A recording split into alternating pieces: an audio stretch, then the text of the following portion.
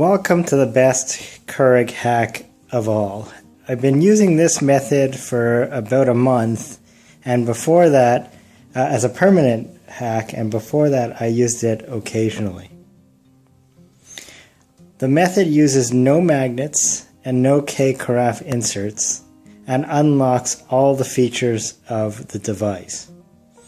Once implemented, you get the full menu and it's permanent until you remove it. Now, the menu we want to unlock is really just the menu designed to support Keurig's View cups in this machine. And the K-Carafe is really just an oversized View cups. For those that don't know, the Keurig View is a machine that was released in the United States, not Canada, and really didn't do very well because it wasn't compatible with the K-Cups.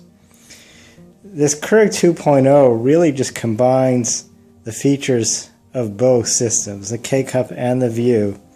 And as we said, there's the View's hidden menu that really is only accessible when you put a K-Carafe in. And I believe in the United States you can buy some View cups online that are now able to be brewed in this machine.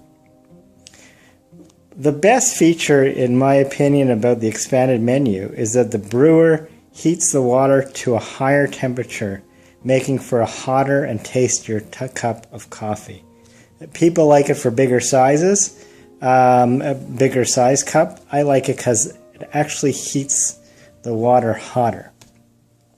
Now, in order to implement the hack, you will need tape.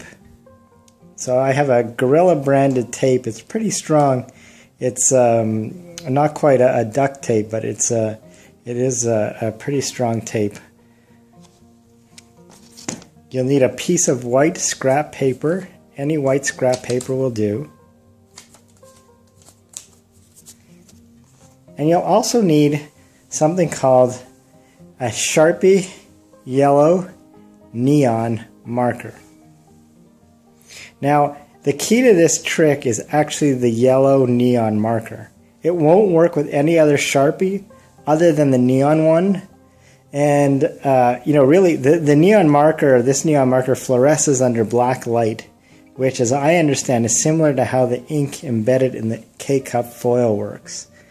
And you can also find other fluorescent markers at places like Staples or online.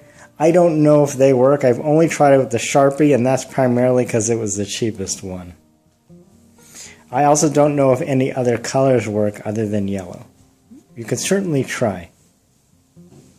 So what we're going to do is we're actually going to start by taking the tape and cutting a piece of tape to the size that will cover the entire opening where the sensor senses the foil in the machine.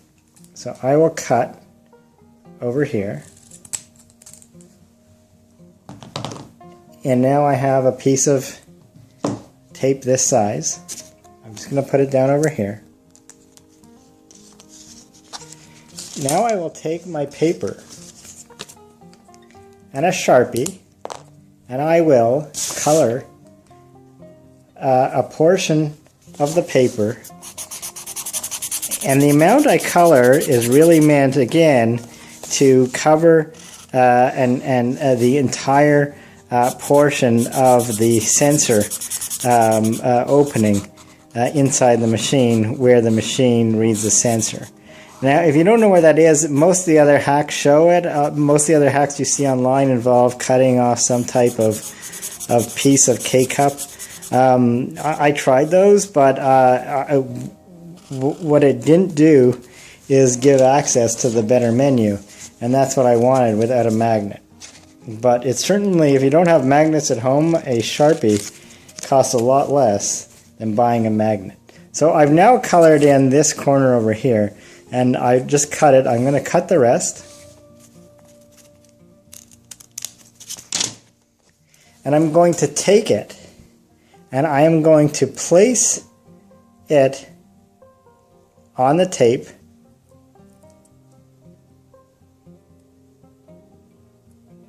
right over here.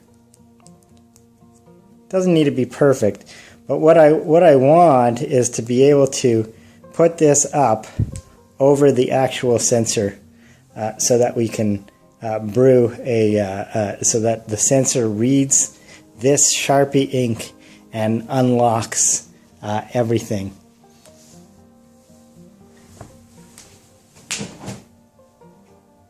So what I'm going to start doing at first is I'm going to put in, for example, a solo fill. That's a refillable cup. And if you can't see, I put in the refillable cup and it gives me the oops. This package was not designed for this brewer. I'll show you, for example, this is a pot adapter from Kiena. Again, I got the oops message. And this is a Berry House Coffee Italian roast. It's actually one of the better knockoff K-Cups that I've ever tried. And I'm going to put that in.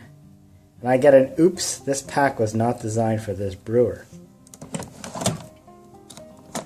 So now what do I do? Now, I'm going to take my tape and I'm going to put it up right over the sensor opening of the brewer. And I'm going to affix it there and cover the entire hole. Now I'm going to close the device and it unlocks the menu for me.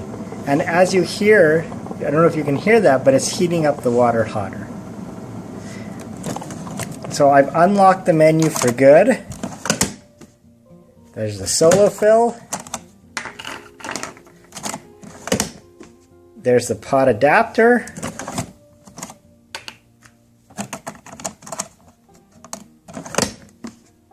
There's the Berry House coffee.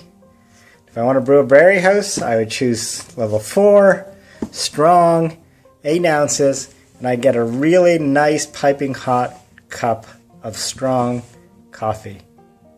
So again, I think this is by far the easiest method. If someone's already done it online, great. I hadn't seen it on YouTube, so I thought I would post it. I hope everyone enjoys the new